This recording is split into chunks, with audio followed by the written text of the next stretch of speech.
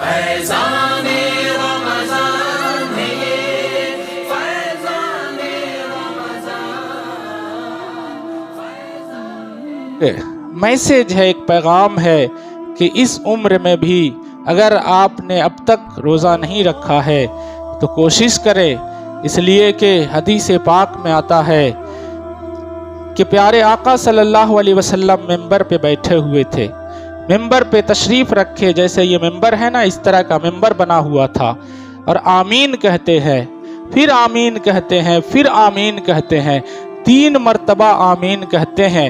تو صحابہ کرام رضی اللہ تعالیٰ عنہم اجمعین پوچھتے ہیں، یا رسول اللہ، ہمارے ماں باپ آپ پہ قربان، آپ نے 3 مرتبہ آمین کیوں کہا؟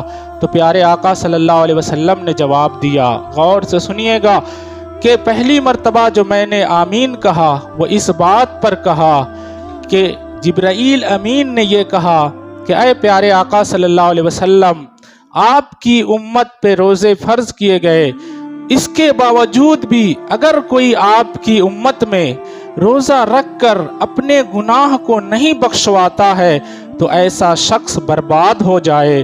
تو پیارے آقا صلی اللہ علیہ وسلم کہتے کہ میں نے آمین کہہ دیا۔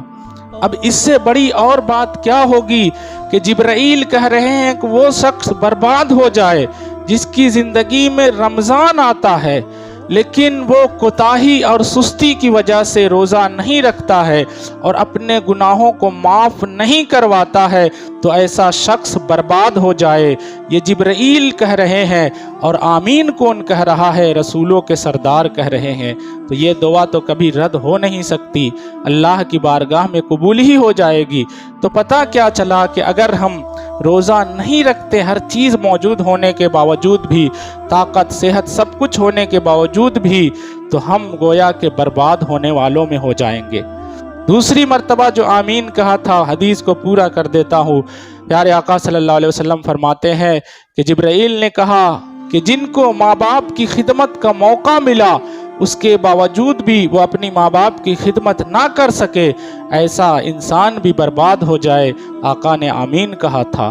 آخری مرتبہ جو آمین کہا، پیارے آقا فرماتے ہیں کہ جبرائیل نے کہا تھا کہ جس کے سامنے یا رسول اللہ آپ کا نام لیا جائے اور وہ آپ کا نام سننے کے باوجود بھی آپ پہ درود نہ پڑھے، ایسا انسان بھی برباد ہو جائے۔ آقا نے آمین کہا تھا۔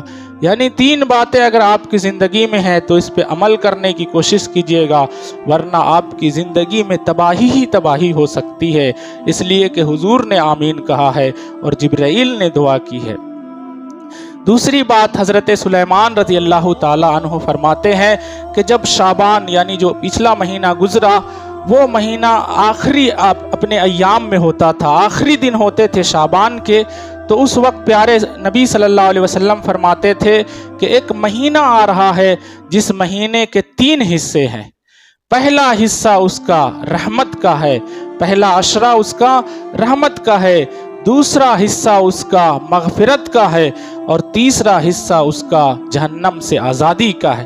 تو یہ جو رمضان چل رہا ہے نا، اس کو 3 حصے میں بانٹا گیا ہے۔ یہ پہلا عشرہ چل رہا ہے، پہلا حصہ چل رہا ہے۔ یہ پہلا عشرہ جو ہے یہ رحمت کا عشرہ ہے، یعنی اس میں ہم زیادہ سے زیادہ اللہ تعالیٰ سے دعا کریں کہ اللہ اپنی رحمتیں ہمارے اوپر نازل فرمائے۔